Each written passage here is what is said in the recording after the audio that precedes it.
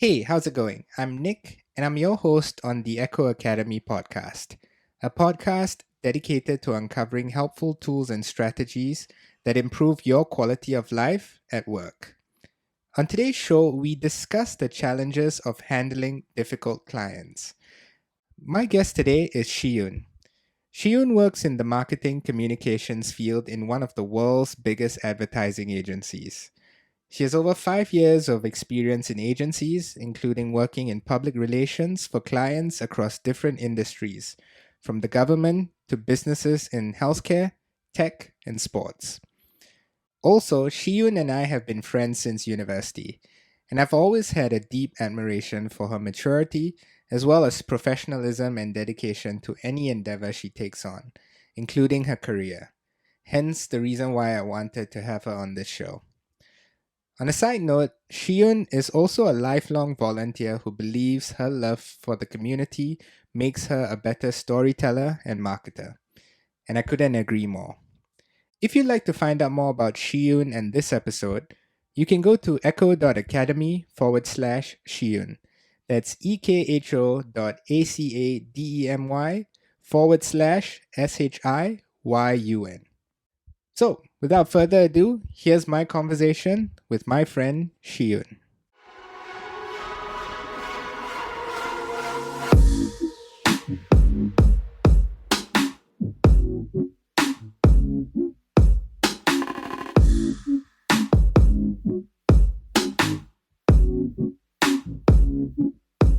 All right. Well, welcome to the podcast. I guess we can keep it really relaxed today.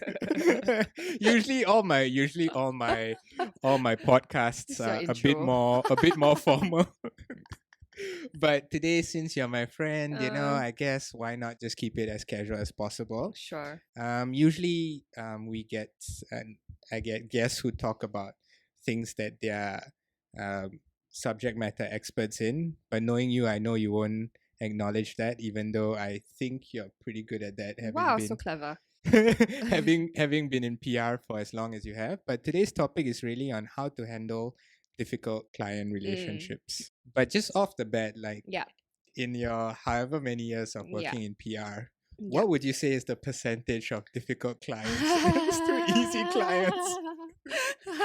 So now I work in advertising, which is also, and I take care of the client management, account management part of it. So in my 6 years of doing basically marketing communications, I would say for every 5 clients, I have three and a half to 4 difficult ones. Wow. Yeah. I can count on both hands. I can count on one hand clients who I think I would say have really been good clients in the way I would define a good client. And of course, it's about like how you progress in the relationship, right? Like it's like any relationship, it takes time in order to really build up a good client, as much as it is investment in their time and investment in our time. But yeah, difficult clients are pretty common actually in any client servicing industry. Okay. But I guess before we even start there, maybe we should define what a difficult client means. Yeah. So I guess that's pretty subjective, right? Yeah. For some people, one extra phone call is a difficult client. Yeah, for sure.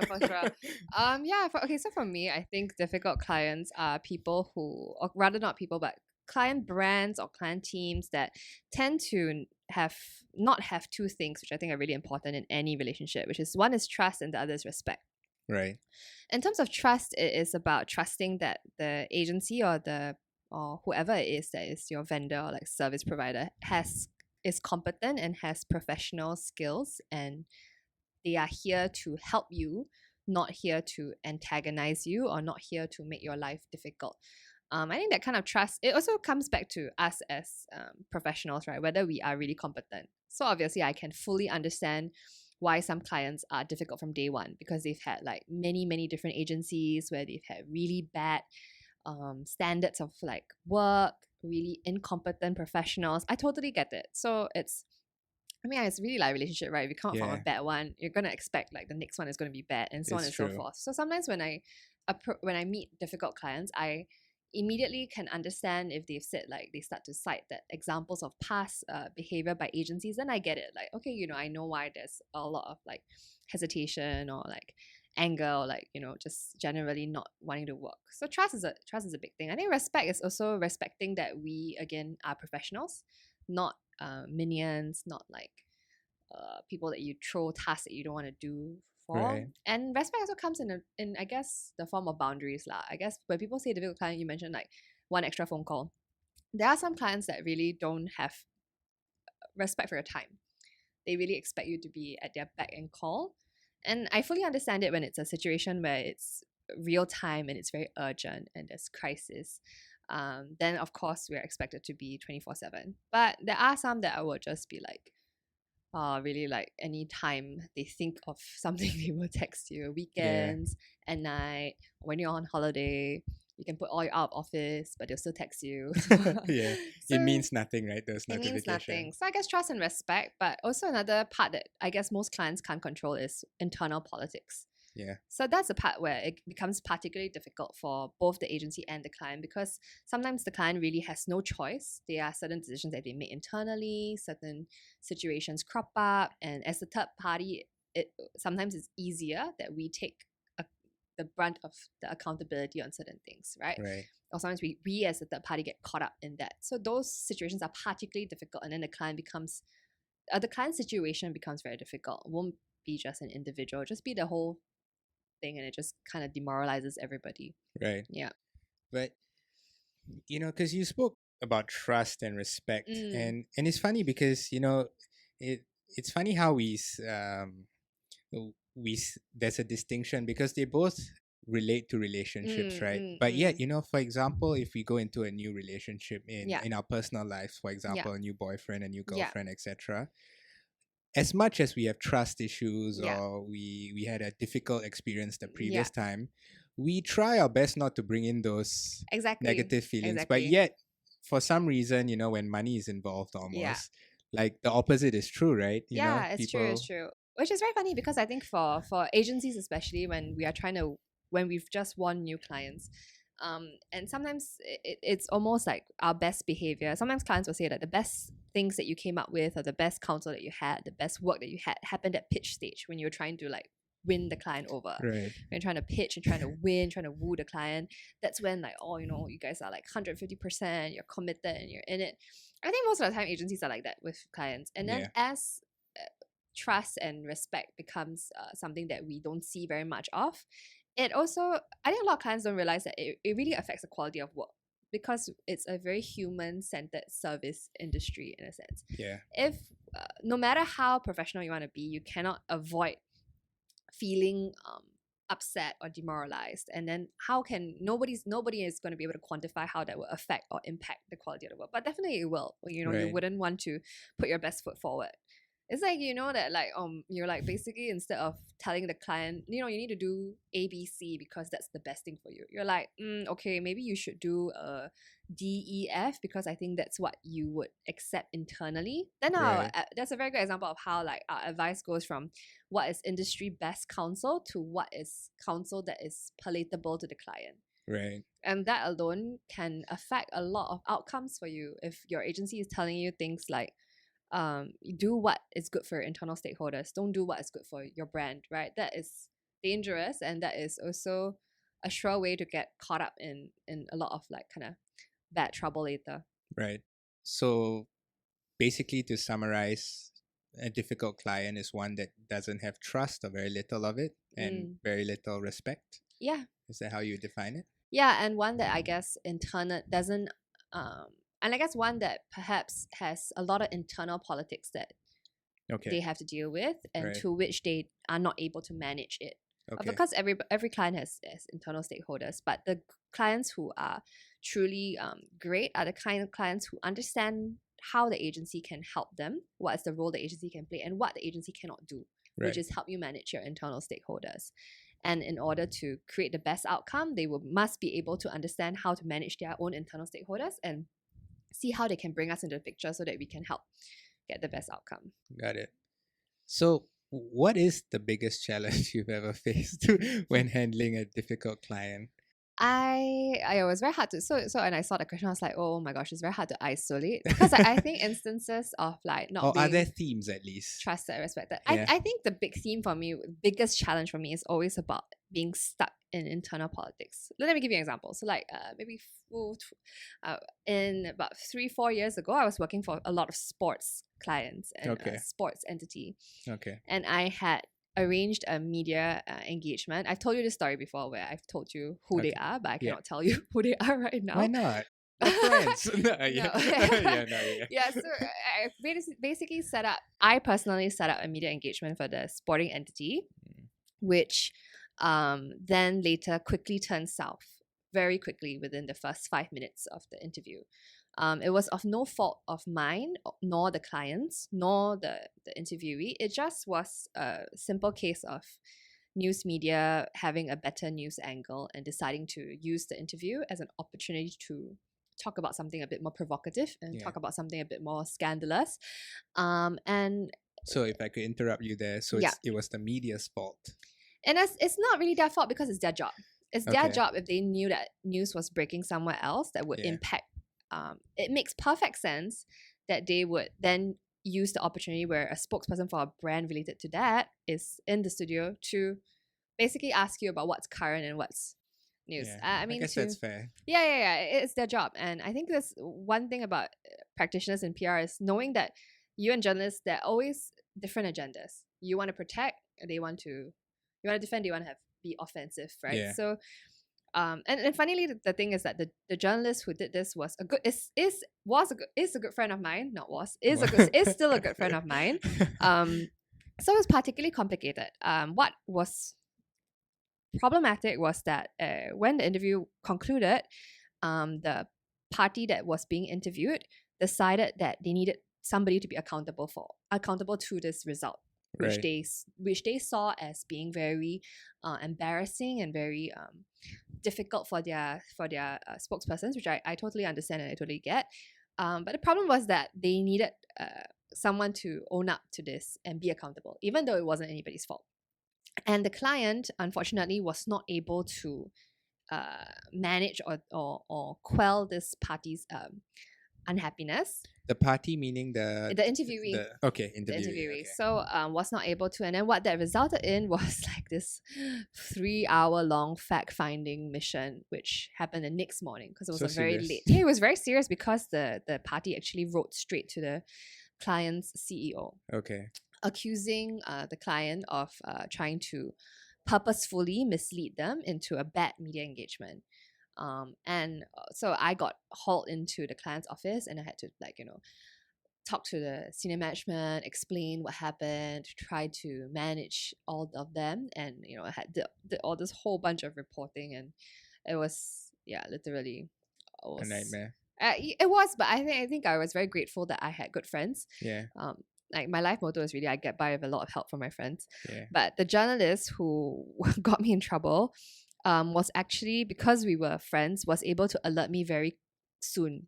He couldn't alert me earlier because he knew I would pull the engagement, but he was able to alert me pretty much as it happened, and therefore gave me a time to seek guidance and time to alert my clients and start the whole escalation process, because I knew that the next morning there would be a complaint, so I could go and ahead of time brief my clients. But I think I was only 1 year into the job at that point in time, so I was so freaked out. I was like, this is the worst thing to happen, like I'm gonna die, nobody's gonna work with me, like the this is only like pre-event, the main event hasn't even happened, I can't even handle like a simple client engagement like this, like why did my friend screw me over. So it was, and I think because at that time the agency that I was working for, we were very lean. It was very junior staff and one very senior lead, so I felt very unsupported, and I felt like, oh my gosh, I have no idea how I'm gonna get back my credibility from this situation. Right. And there was a lot of like, oh my gosh, is this even the right, is client management really the right thing for me?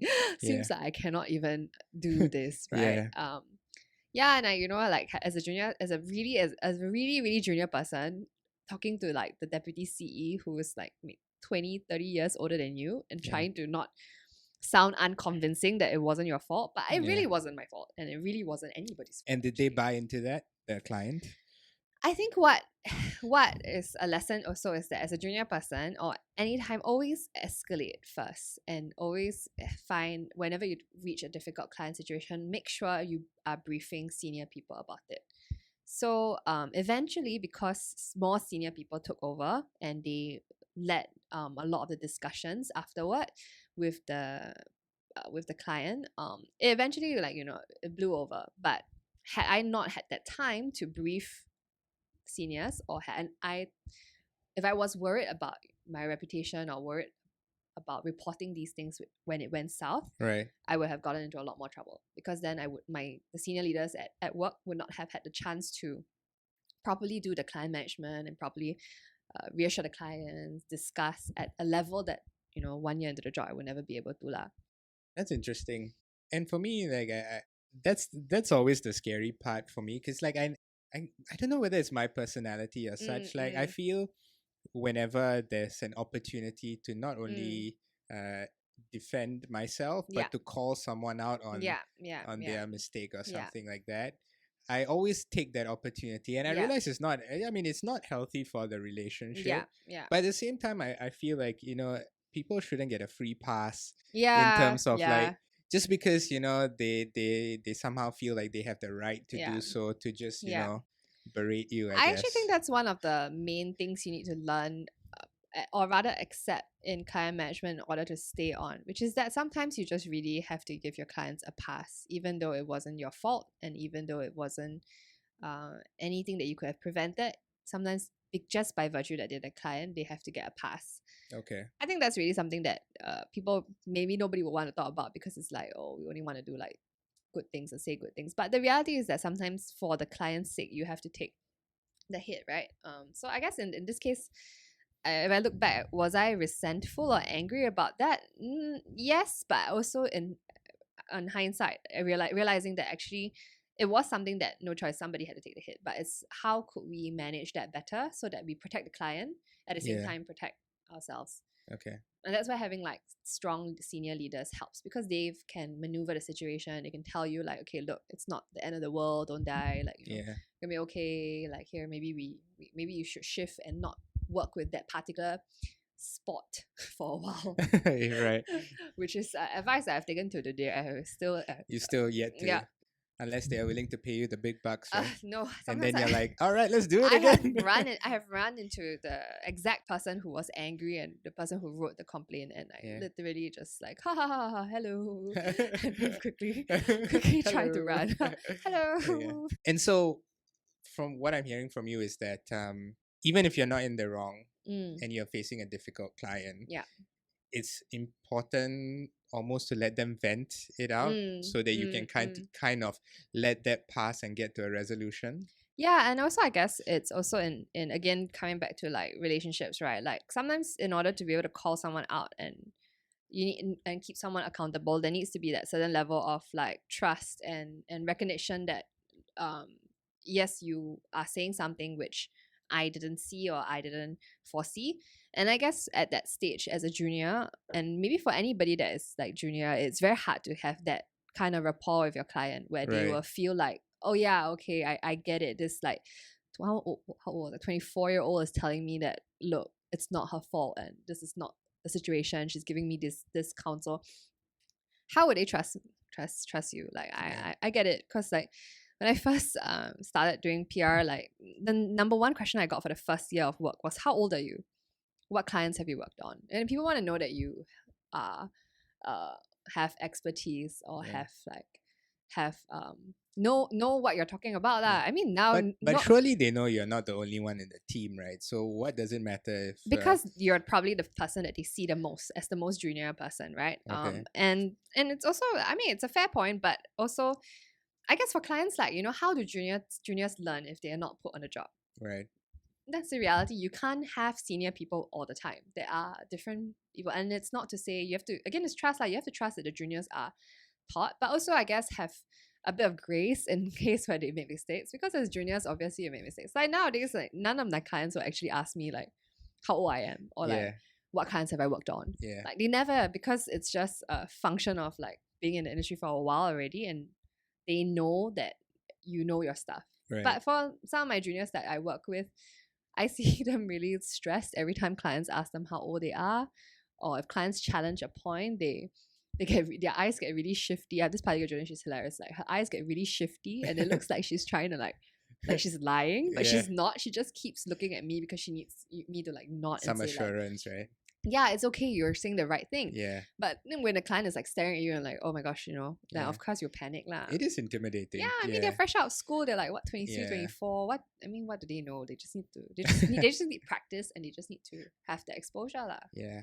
And that's something even now. Like, I mean, I'm not like a junior or anything, but I'm starting to learn that when things get really emotional, to really take my emotions out of it and only present the facts. Yeah. And then if it ever comes to a point where I need to defend, then I defend with the facts rather. And even that it's super challenging, because sometimes I feel like it's almost better for you if you just let it slide. Yeah. Because it really blows over faster. Yeah. Whereas if you're like, oh, I just no, but listen, this, and then it just blows out of proportion. Yeah. It takes a longer time. Like sometimes I guess you have to assess if it's even worth it to really, defend your honor, so to speak. Yeah, I think definitely. I think sometimes letting it go and then taking it back on, like maybe after some time has passed, allows everyone to cool down. And it's not just about client management. I think that's generally like for everything. Like some of the worst fights I've had with colleagues are really just very emotional and really about, again, two people fighting but having very different fighting styles. Right. Yeah. And then trying to understand, not really hearing each other, and also again like going back to facts, right? Sometimes I guess it's like you can present all the facts you want, but if the other person's emotional, they're not going to listen and not going to rationalize. I remember once, like, literally just having this really long argument with a creative where I was just like, no, let's just talk about the facts. Let's just talk about the email. Look at this email. Look here. And I went nowhere. It was like 30 minutes of like shouting. And like eventually it just ended with like, okay, don't talk to me anymore. Right. At least for me, I was like literally like, okay, please, thanks. Okay, bye. Like, okay. Bye. Log off. Yeah. Offline. This is going nowhere. Yeah. I mean, and if I'm being like completely honest, like I'm more emotional than I lead myself on to be. Like people always think, oh, Nick is a really chill guy. The truth be told, like I'm really emotional, and it's more so when people not. So trust, I understand, that has to be earned, but not respect. Exactly. But I feel people with a sense of entitlement feel like they don't need to respect you. Yeah. And that one, like, no matter how much I know that if I let it go, it will be a much easier solution for me. I feel like I just need to call them out, because they would never accept that of their children. Why are they allowing them to just, No, I definitely agree. And I think it's also about like what kind of values you hold. And it's very hard for us. I don't believe that you should separate your values from work, right? So if like respect is something that's a big value, obviously when that's kind of crossed, that's always going to be. I do think we do need to call clients out sometimes, but maybe the manner that we do so would be different, or the format that we do so would be different. I definitely think that, like, I have gently told clients before that I still do every week that, look, it's a Sunday. Yeah. I will tell you on Monday, because they will wake up and on Sunday, I don't know why, but they will just think about me, and then they will text me. And I would wait. Previously, when I was a junior, I would be like, oh my gosh, I'll jump, and I'll be like, oh, okay, I'll reply you ASAP. Yeah. Then I learned, and I am still learning, because I think my bosses always say that you need to teach your client boundaries as well, right? That's something that you can do. Yeah. And you don't do that by responding to everything as if it was like a massive crisis or a massive issue, out of your impatience to like show that you're competent at your job, or out of your impatience to like just get them off your back. Right. It's something I'm still learning. So it's really small things like just ignoring your messages. Yeah. About 3 years ago, I realized that you could actually turn off your email pop-up notifications on your iPhone. Right. So you can so I have okay, this is gonna, like, my boss hears this, she's probably gonna freak out. But Yeah. I actually don't have email notifications on my phone. I love it. So I Well done. I cannot even see the number of unread emails on my Outlook. Well I done, can only Shiyun. see it when I click my Outlook and I look at my emails. Yeah. Because I got to a point where, like, in my line of work, my clients are always texting me, right? And I got to a point where I was feeling very frantic all the time. Yeah. That people are texting me on WhatsApp, they're texting me on Telegram, they're like on Facebook, they're LinkedIn messaging me, they're emailing me, and I was just like, and because it's PR, I deal with like media as well, so people are just on my case every day. And Yeah. I had this epiphany, which was that, look, if it's really that dire, somebody will call me or Yeah. somebody will text me. I don't need to be on my emails, like, and I gave up. It's so true. Yeah. And I was always that senior that would be like, hey, how come you haven't seen that email like a couple hours ago? Did you like, are you not on top of your stuff? Like, that was always like my mentality about it. But I think at the end of like 2016, maybe like 2 years after I finished one of the biggest projects relating to sports, I reflected and I thought, wow, I really am angry all the time. Client servicing has made me a very angry person. Yeah. Because it's really like a lot of like not being able to, like you say, address a lot of things that you want to address, not being able to say your point in the manner that you want to say it, and being mindful, and a lot of personal PRing, I guess, a lot of personal censoring. And at the end of 2016, I was just really angry all the time. Yeah. And I really couldn't pinpoint why I was so pissed off about everything. And I think my friends were like, look, you're always coming for dinners, you're always on your phone, and you're always tired, and you're always agitated. And I won't say that I'm a lot better from that, right? I feel like, no, like, to be really honest. So where is this going then? If not a happy ending. But I think, like particularly this year, because this year of work has been particularly tough with a lot of like new clients and stuff like that. Right. So I will say that I think I've regressed a bit.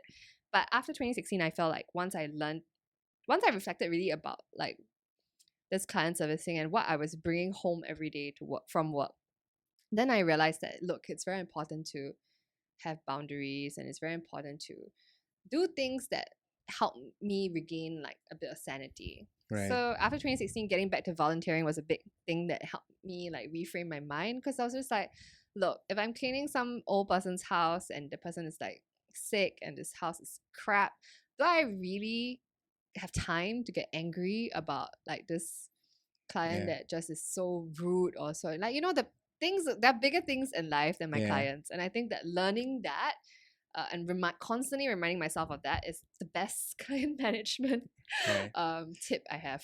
Yeah. And then doing small things like just making sure I turn off my email notifications, which don't think a lot of people actually know you can do that. But really? Yeah, you can. Well, maybe we should add this in the podcast. Clear instructions on how to do it. Yeah, because I mean, ultimately, if it's that, I know some industries, they don't even put their handphone number in their email signature. Unfortunately for us, it's like a thing, right? It's on our name cards. So anybody can call you. So if it's really, really important, they'll call you. Like, if not, just stop obsessing over your inbox. Right. Yeah. Slight sidetrack. Yeah.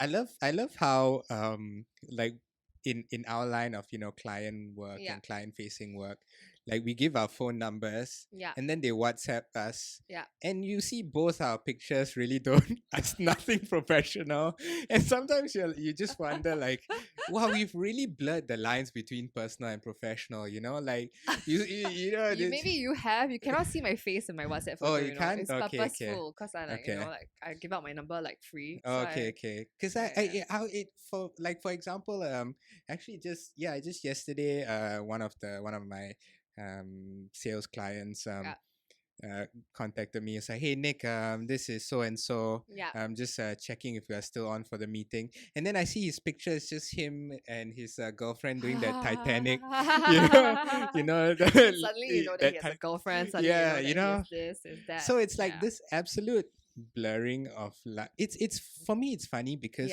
we've allowed our professional life to go into our personal life, but yet no one wants our personal life to come into our professional life. Yes, Do you get what I mean? That's very true. Yeah, because you're expected to keep like a certain standard about things and Yeah. let it not be messy. But actually, human beings are messy, right? So, Exactly. So yeah. they're like, oh, you should never get angry. You should be professional. You should not Yeah. feel overwhelmed. I'm Yeah, like, yeah, bruh. yeah. I mean, you can't just. I mean, this is Yeah, life, right? yeah, If you expect so much out of us, I yeah, mean, if people expect a lot out yeah, of us, then it comes with yeah. the energy, Exactly, both good and exactly. bad, I guess. Yeah, I think. Yeah, but I think also it's I guess maybe it's also the onus is also on us to protect our personal life and You're protect right. our space. So like for me, yeah, I don't. One of the things that I don't do, which would I think most client management or servicing people would, I don't eat with my clients. Why? I Do you not want to get really personal? yes, exactly. So that one part is that. So I really really don't like having dinners or lunches with clients. Right. Primarily because I feel that one is like extended time that we need to spend together. Right. It's keeping it a bit perfect. It sounds a bit cold and sounds a bit like, okay, please don't disturb No, me. But yeah, it makes sense though. but I found that has worked for me because I abide by one principle, which that my clients are not my friends, and they are not my friends because they are my clients. Yeah. We can be friends after you stop being my client, Right.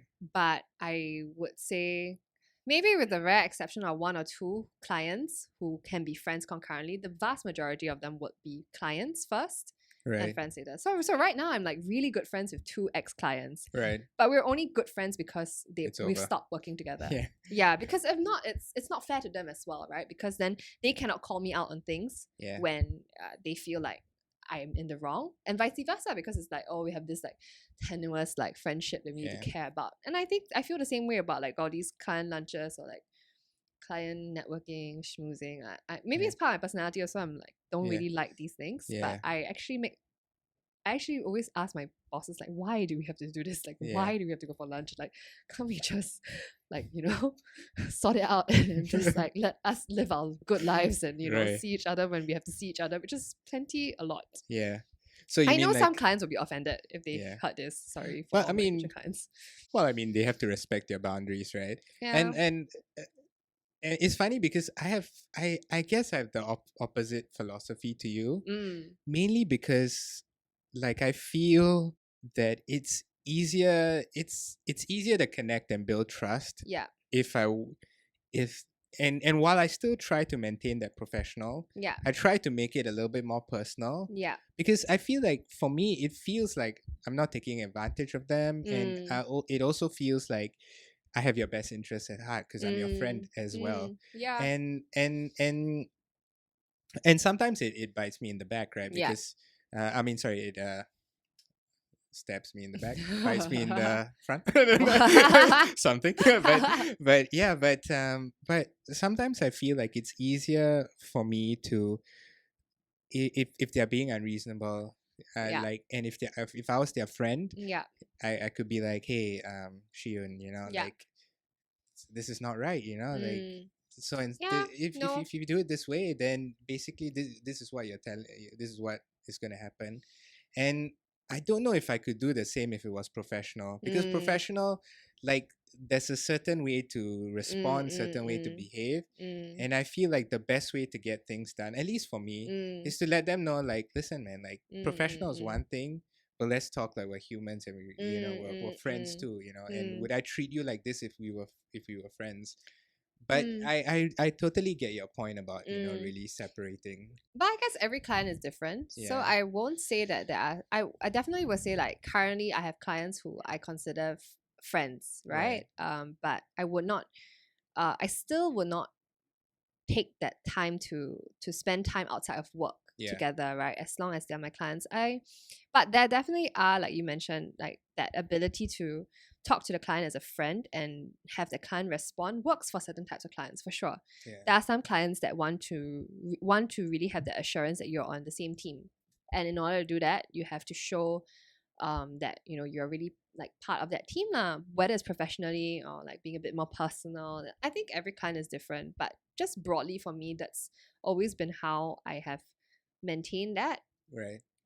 not to say that I don't take opportunities to hang out with my clients if I can, in terms of like having lighthearted. Not everything is like business and co. So like Yeah. like today I just saw a client for I just grabbed coffee with a client just because we were in between things, Yeah. wanted to catch up, just make sure that things are okay.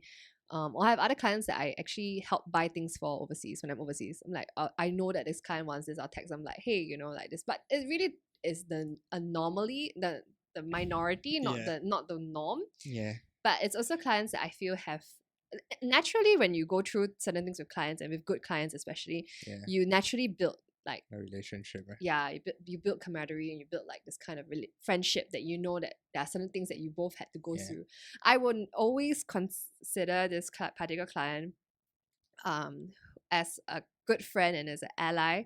And still to today, even though I don't see her very often, every time I see her, I'm like, oh my gosh, I miss working with you. You're the best. Right. Because this client cried with me when I was crying, because the two of us were just in a situation where we had no idea what was going to happen. And we were so overwhelmed, we just started crying Right. together. And we had Yeah. to be told by her boss to go to the room and cry, because we were like in front of like different journalists, and like So we were so stressed, we were crying. And I was like crying, and I remember I was writing something, and I was like, oh my gosh, you know, like you need to review this thing. Then she was crying. She was like, okay, I'm reviewing it. And it was just like, it was so not right now it's funny, but it was so pathetic then. no, I can imagine how like Yeah. terrifying must be too. But it's really funny, because it's something that we laugh about a lot now. But it's also when you go through certain things like that with your client, that the relationship definitely changes. It's Yeah. not, you can't be like just okay, it's just purely profesh, because there is that, like you mentioned, we're all humans, right? Yeah. So when you go through certain things with your clients, definitely you would kind of respond in a way that you would with a friend, and with like an ally, or with like somebody Yeah. who you really trust lah. But I guess it is a matter of also two parties being willing to invest in that. Yeah. And show trust and show respect, and of course for us to be competent in our work is a very big part of a big equation of like earning Yeah. that respect and that trust lah. Yeah, I get it. It's I mean, hilarious. yeah, I can only imagine your boss said, both of you cry somewhere else. Yeah, exactly. And that's exactly what we did. We picked up our laptops, we went into the room, and we You're like, sat on the "Okay, floor and then just give me continued a crying. minute." Yeah. Yeah. And it was really funny, because she cried because I cried. Yeah. And I cried because like it was none of her doing, or none of any of their doing. It was just like some like Yeah. mess up, and then like I was like panicking, and I started tearing, and then she saw me tearing, and she's like, you know, like girls will have this thing where one cry, all cry. So it's Yeah. like yeah. I mean, I guess you're right. And maybe I should also learn how to draw the line, because, I mean, at the end of the day, and don't get me wrong, like, even when I say I'm friends, right? Yeah. It's not like I'll be like, hey, what are you doing Yeah, tonight? yeah, like, yeah, I yeah, just yeah. like, I just treat them like how Yeah. I would treat a friend. Yeah. And that's drawing lines, no? Yeah. Oh, it is? I Okay, think so. fair Like, enough. I Yeah. mean, I think it's just a tactic. But I guess at the end of the day, it's always about managing your expectations, right? Yeah. So I think Which I'm not good at, I guess, you know? I'm not saying that, but Yeah, I think that's one of the things that why we in client servicing get disappointed, or get angry, or get particularly emotional, or particularly aggrieved by anything. Or anything in life in general. Really, it's just about managing your expectations. Yeah. Sometimes I think that, like, you know, I expect my clients to be my ally and my friend first before my client. And that's a wrong expectation, because It's true. yeah. So, and when I have those expectations, I start to expect certain kinds of behavior or certain kinds of things. And then it just becomes like this like spiraling circle of like, oh, why are you not this when I thought you could word that, you know? Yeah. I was like, You're right, though. And I guess I'm learning that I wouldn't say the hard way, but a way nonetheless, where because, you know, for example, we're friends, or the way I treat that relationship is more like a friendship. I would allow them to vent. Yeah. But then sometimes when it was my turn to vent, they turn to and they become professional. I'll be like, whoa, what happened? I was like, I gave you all this time to just air your grievances, and now when I have something to say, it just doesn't. And it hurts me, but now when I hear you, it makes total sense, you know? It's just that I need to be professional, and I need to accept that is the case. You know, whereas before that I'll be like, Man, what the hell? Like, No, but I think also it's like generally for everybody to like know what roles they are meant to play in the partnership, right? Like as the client, there are certain things that you don't do. Like the agency is not, or the whoever you're dealing with is not your punching bag. It's not your vending machine. It's not yeah, this. It's not that. It's your partner to help you solution for a problem. yeah, I think that as the baseline is like where what it should be. So if either party crosses it, then obviously you're gonna feel like yeah, sucks.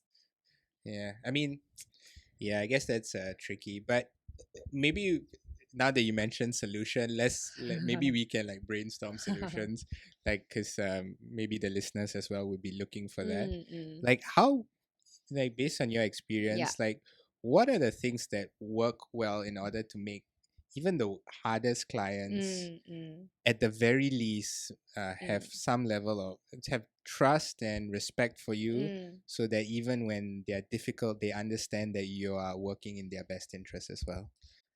I think the first one is going to be the one that everybody struggles with. It's time.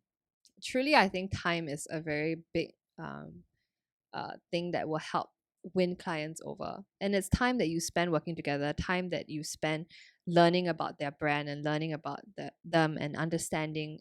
It all takes time. Like as a professional, you're not going to be able to tell the client solutions that are going to meet their needs because you don't know the client. Simple as Right. that. So like you can't bring client X solution to client Y and say like, this worked for X, why doesn't it work for you? Right. And you really need the time to learn that about the client. But unfortunately, most people will say like, okay, there's not enough time, and that's really true because sometimes we just everybody has no time. Yeah. Then the second part, I think it's like senior leadership, which again is very hard for people to determine because I think having the right leaders and the right bosses can help you guide through very precarious situations or situations where you don't know what you don't know, like Right. boundaries and learning how to manage that. People with experience. Again, I guess one and two to listeners would be like, yeah, look, I cannot buy more time, and two, I cannot find great leaders because I'm kind Yeah. of stuck. Then how, right? Yeah. And then three would be really about asking yourself, what are your expectations of your client, and are these expectations that are valid, and what are your client expectations of you, is that valid? And kind of looking at both of that, and finding for yourself, okay, look, what are actually the critical things that I need to be doing for this client, which I either A, am not doing, or B, am not doing well, or C, actually I'm doing very well but my client is just not seeing it. Right. Right. So I think it's a lot of reflection for client servicing people to say that, look, okay, these things I'm really not working well. And then after that, trying to solution that with colleagues and not going at it on your own. Yeah. Yeah. I think the worst thing to do in client servicing is to go at it alone, because you are trying to do something that you are definitely biased about. You're in the situation, you won't be able to see clearly. I've always often found that the best thing to do is to vent and to colleagues and have them tell you like, look, why didn't you try this? Do you try that? Do you try this? Try that. But for everybody to like really take a step back, take a deep breath, and then ask yourself like, okay, so what are these expectations? And being really very honest, am I really like being like screwed over because for the sake of the fact that I'm the agency, or am I being called out for work that is shoddy and incompetent? Right. And if it's the latter, to get better at your work, because I think that if you're good at your work, with time and with a bit of luck in terms of good leaders and good clients, you would find that natural rhythm and natural like balance between not being insecure about whether it's the right thing to do for the client versus like actually being able to push your client in the right direction. Right. I say like it's like very easy, but it's like constantly a work in progress. Yeah. Yeah. And it will only get better because with every client that you take, you will learn something else. Right. But you must still want to do it. Okay. If you don't want to do it and it's really affecting you and it's really like really, really giving you a lot of grief and a lot of stress, then just Call it quits. call it and find something else. Like, Right. yeah. Interesting. I really think so, because I think that I think it's the same for any job. Like if you're in any job, only be in it because you want to be in it. and you see you yourself really know why you're here and like be happy for it, then you'll Yeah. make it work. If not, it's not for you. It's really like stressing you out, making you feel Yeah. like shit every day. Then like quit lah. Yeah. You But know? I mean, to be fair, it's never that easy, right? We don't always Yeah. have the luxury of choosing the We don't. the We don't. jobs. We I mean, don't. We don't. I But mean, I sure. just I think not so much as terms of like where I'm coming from. It's not so much as like not being able to choose what jobs you want, but also putting your confidence in yourself and trusting that with your abilities you'll be able to find something that is going to reward you and Yeah. also like both professionally and personally. Right. And I think that maybe like I mean we talked about this before. I think a lot of like people perhaps our age who've worked for like 5-6 years or maybe have worked in far shittier conditions, sometimes we don't know how to quit when it's not good for us, Yeah. and we just let it get to a place where we don't even know why we are putting up with all this stuff. And I think in client servicing that's very common because you just take in a lot from clients and you don't stop and ask yourself like, okay, do I even see the value in doing this, right? And then you just keep pushing and pushing and pushing and pushing, when actually like if I firmly believe everybody is able to do something that can self-sustain. Right. Like if you want to do anything, like, but we have a lot of fear about like leaving behind our jobs, a lot of fear about leaving behind industries that we studied for, Yeah. and nobody wants to quit and be a farmer, but if that gives you like great joy and you're self-sustaining, like please. Interesting. It's funny. I did work as a farmer for 3 months. I really enjoyed it.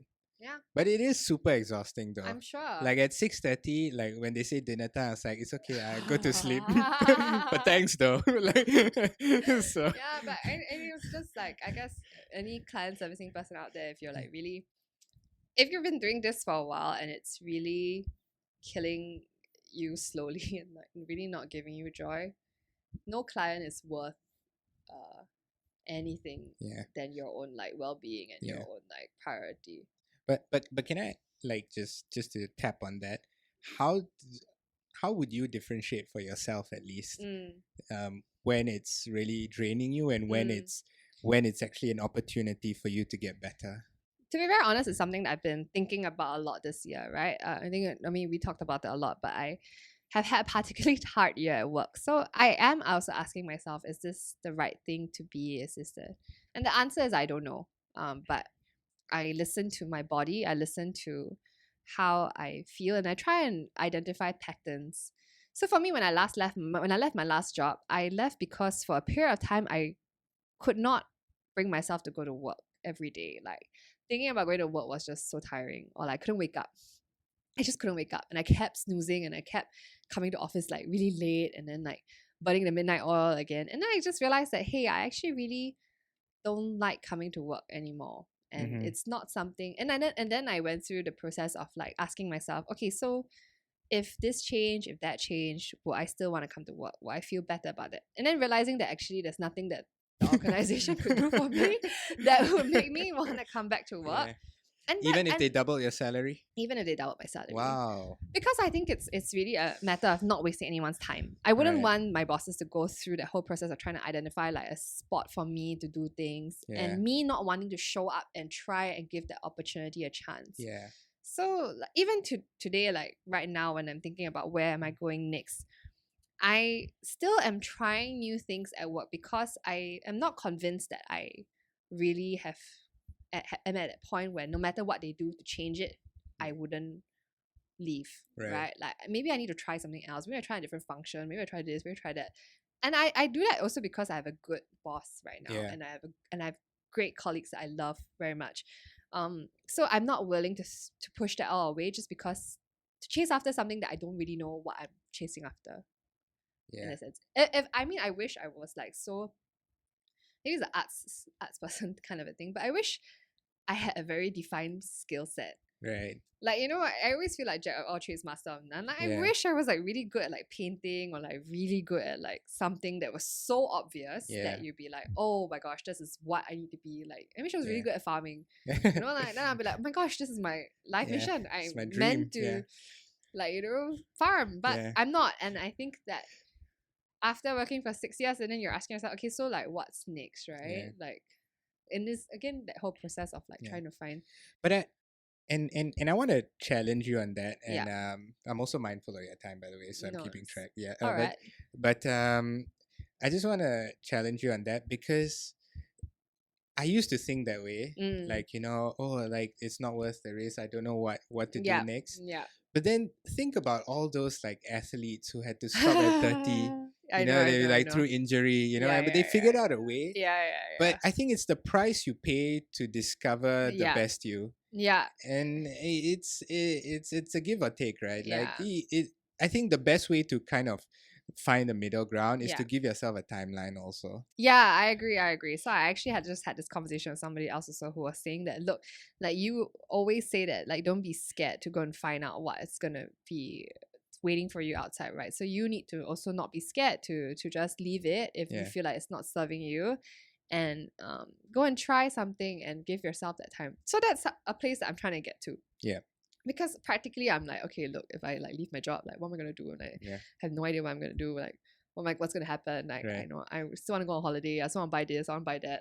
Like, you're like, okay, so Relatable. yeah. So Yeah. I'm like, okay, look, if I cannot go on holiday, then like, what am I gonna do? Like, it's just very, Yeah. I guess, very material things that you're concerned about.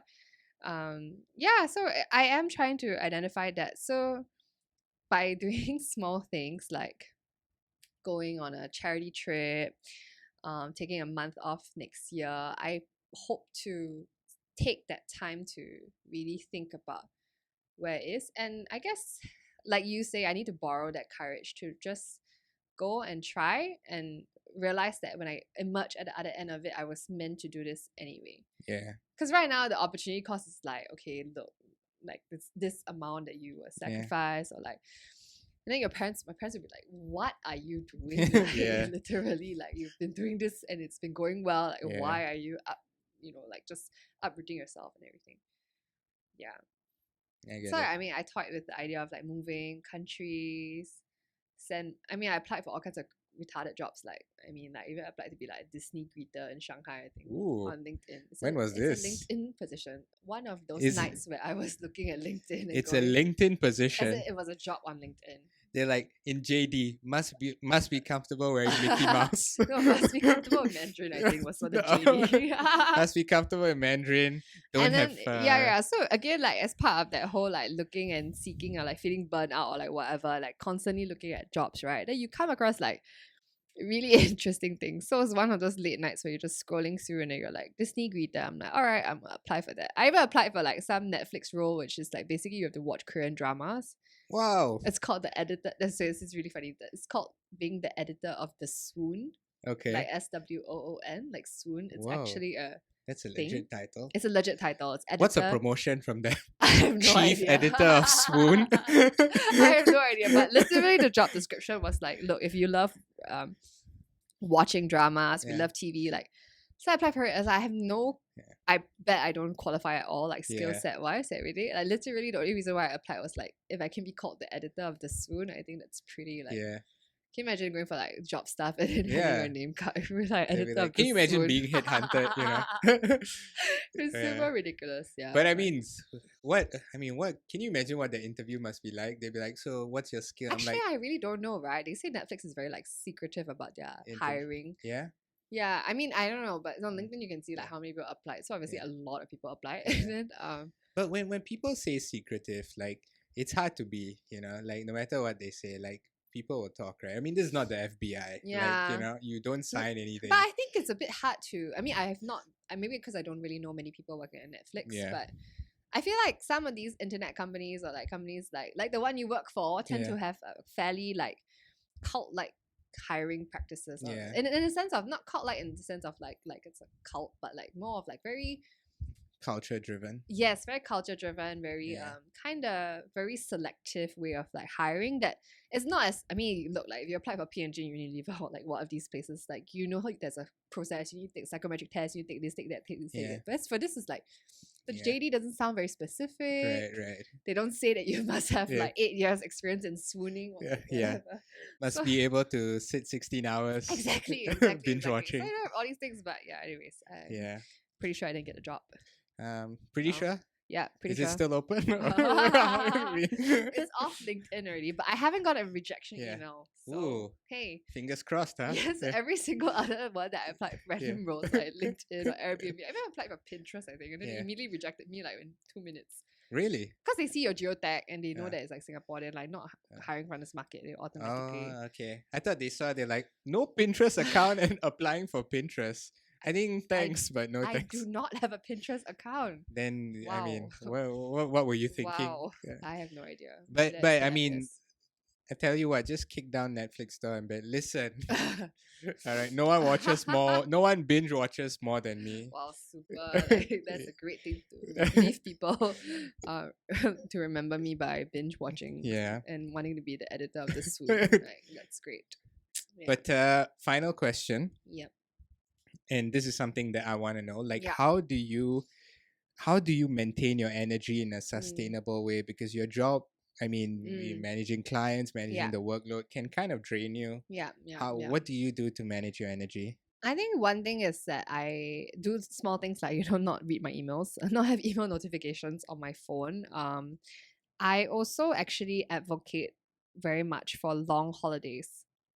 If you can, like holidays that are more than 5 days, or taking leave that's more than 5 days. Maybe not holidays, because I know that might not be for everybody, but taking time away from work just allows you to reset. And I say holiday because sometimes when I find in my experience, going overseas means that people just better respect your time. Or maybe if you take leave, just don't tell people that you're in Singapore. Yeah. Like, Where you so going? Croatia? yeah, correct. I'm just like going on holiday, Yeah. whatever. Yeah. Because I feel that giving yourself that time, and I think maybe it's our generation, we're not very good at separating work and personal life, like you mentioned. We just cannot. Like, it's just, it's also the connectivity, right? We can't bring it home. It's with us all the time. We think about it. I think sometimes work's the last thing I think about on my mind, the first thing I think about when I wake up, because I just know that there are things coming on. And so taking that break always helps you kind of realize that, okay, look, you need to like rest and reset. And I wish I had more leave, but I don't. But I think that if you have, I working for those companies where I never understand people who are like, oh, I have like 20 days of leave I haven't cleared yet. I'm like, what? Like, it's amazing. Yeah. Huh? Like, hello, like, like, especially my friends in banking, like compliance leave, and then they have this, they have that. They're like, oh, I have 24 days of leave left, and it's November. I'm like, what are you doing? Like, and it's November. Like, just get out. Like, leave is for the taking. It's not for you to. And I think a lot of people don't realize that they maybe because they're chasing career, or they think it's not important to rest, but it's really, really important to rest. It's really, really for longevity, important especially, right? And it's taking yourself out of the environment so that you can like reset. Yeah, and absolutely. like just taking that break. And I guess the third thing is like sleeping well. It's very important. Sleeping is 100%. So important. Yeah, so don't do the 2-3 a.m.s. Like, it's not worth it. Just sleep. I sleep a lot. Yeah, I try to sleep a lot, and I recently am into exercising, which I never was one of those people who would be like, exercising changes my life. It doesn't, but it definitely, I think, again, it's a routine of forcing you out of like work. Yeah. I don't think if anybody works in anything that is very 24/7, whether it's healthcare professionals, service industry, whatever, you need to actively give yourself that disconnect time, whether it's by going on for an exercise class, throwing your phone away. I don't know. Just man, I totally get it. Yeah. And I have one recommendation as well, and this was something my wife pointed out to me, because that is something she noticed I didn't do enough of. She says, like, every time I'm stressed or every time I'm struggling at work, I don't feel confident. I also stop doing the things I love to do outside of work. Yes. And she said that's the exact opposite thing you should do, because the things you love give you energy as well. Yeah, exactly. And so so that's why I also wanted to start this podcasting back up again, and really just do the things I love, so that even though like I feel like I'm not doing well enough at work or stuff like that, or like passion projects, things that like feed your soul. Exactly. To just build up your confidence when you're not feeling it too, right? Yeah. I always have this analogy for like juniors who are always like struggling with the kind of line of work that we do, is that sometimes the line of the work that we do, we just need that 10% of magic to really make you sit through 90% of the crap that you have to do in order to reach that. So true. I think it's the same thing that in your personal life and in work, and especially finding that 10% and rewarding yourself for doing that 10% and just not expecting outcomes out of it, you know? Yeah. Just doing it because it's what you love to do and it's what makes you happy. And like, you know, like I said, if I had a great voice, I could be a singer and like, you know, but Never I too think late, man. no, Never I too don't late. have a great voice, but Have you like heard some of the singers these days? I mean, but like 1% of people have that luxury lah. But for Yeah. the rest of us, it's always about finding that 10% of magic and like really exploring and allowing ourselves to do that. And then Yeah. it will make sense to work to pay for that magic or like to do It's true. the time for it. Yeah. I get it. Shiyun, thank you That's so great. much for being part of this podcast. I hope it was useful. I hope it's useful. Can delete it. No, No man, lah, it was won't really be, helpful. And, you know, sometimes just having these conversations, you know, you never know what small piece of nugget someone listening might get. So sometimes it's great to just talk yeah, I mean, for yeah. non-stop, I guess. Yeah. Not that you did, but I'm just saying. Yeah. No, I think it's great. And I think that, like, I love podcasts. Yeah. Podcasts are great. I think actually, professionally, I think this is the medium of content that you're going to see a huge wave of people wanting more of that. And you're seeing that in very sophisticated markets like the US and the UK, where there's a Right. resurgence of podcasts. Yeah. And actually, in the US, if you look at the news, okay, this is getting very nerdy and professional, but if you look at the news consumption, the reason why outlets like Fox News are number one in ratings is because they are providing opinions, not facts. And Yeah. that's what people want, because people don't have any frame of reference to discuss anything anymore, and Right. therefore they come back. It's almost like back in the 60s, 70s, the radio was such a big thing. Yeah. Because people had a relationship with the radio presenter and the radio DJ. They relied on them to not just tell them the facts and the news, but to give them reassurance, to talk through, you know, those dedications, song dedications, Yeah. Aunt Agony things. It's Right. coming back again in a very big way through podcasts. Yeah. Well, fair And- enough, right? I mean, we really don't want to think anymore after. I think we don't want to think, and also I think in terms are very tired of listening to content that is very one dimensional. Yeah. Like meaning one person telling you one point of view, right? We want to hear discussions, we want to hear people have debates and listen to that, and it's all about expanding thoughts. So Yeah. I actually think that podcasts will be very popular in Singapore, as so long as we continue to emphasize humanities and arts in school education That's right. Yeah. instead of like STEM. Yeah, STEM. Shout out to Always STEM. shout out to STEM and arts. Yeah, because I think that, you know, Singaporeans need to talk about Yeah. these things. We need to stop being keyboard warriors Yeah. and, you know, just only cuss the government on Facebook and like Mm. not want to have discourse about topics that are I agree, yeah. important. So I really hope this podcast does very, very well so that you Oh. can do it full time. Thank you. Appreciate that. I Good mean, vibes all the way. that was not the plan, but now But- that you seeded it in my mind, hey, you never Hey, know. You never know. Yeah, but also I found a liberal who's a proponent of Fox News. It's been a while since. Hey, I don't think I'm a since- proponent, but I think they're a great example of how people really are starved for opinions. Yeah, Yeah, to the point where I think, I mean, in the sense that the States USA has always led in a lot of development of the way things are, right, for the world.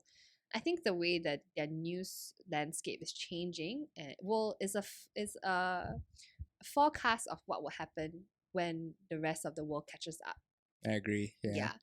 And obviously in countries where democracy is a big part of that, you're going to see that even more as people start to want to be heard and want to, you know, kind of express that lah. And Yeah. especially in media, you will see that kind of divergence come out from. It's true. You're seeing it in places like Taiwan, where, you know, like Yeah. you have media that are like Fox and media that are like CNN. It's just like two. Yeah. My dad hates CNN. Yeah, too Yeah. liberal. Super liberal. Yeah. Yeah. Yeah. I think most of our parents do. I mean, it's everyone has like a one-sided. And then but like, hey, Yeah, so I Uh, guess that's to again back to format, right? Yeah. Podcast neutrality. All right, enough of being nerdy. that was like a public service announcement from you. Thanks for everybody that's like, okay, great. Well, thanks so much, Shiyun. Thank Appreciate it. you. Bye bye. Bye bye.